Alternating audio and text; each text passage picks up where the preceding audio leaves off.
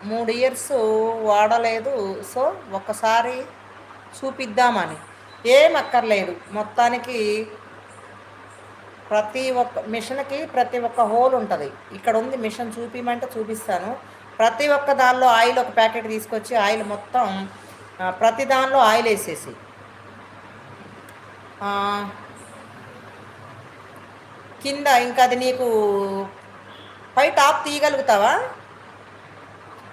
మాకు ఎండ వచ్చినట్టే వచ్చి మళ్ళీ వర్షం పడుతుంది. ఇది రెండో తుఫానంట. అవునా? ఇంకో రెండో తుఫానా? ఆ హెడ్ తీయగలిగితే గనక